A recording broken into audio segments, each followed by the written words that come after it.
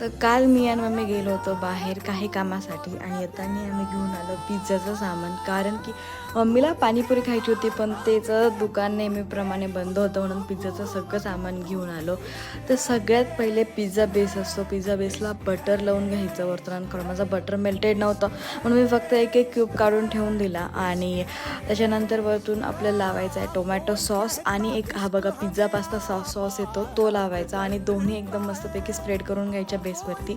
आणि त्याच्यानंतर आपल्याला चीज स्प्रेड लावायचं आहे. तुम्हाला जास्त चीज लागत असेल तर जास्त चीज स्प्रेड टाकायचं आणि ते पण परत एकदा सगळीकडे बेसवरती स्प्रेड करून घ्यायचं. त्याच्यानंतर टॉपिंग्समध्ये मी टाकलं होतं फक्त स्वीटकॉर्न. तुमच्याकडे जर कांदा किंवा ढोबळी मिरची शिमला मिरची हे तुम्हाला आवडत असेल तर तुम्ही टाकू शकता.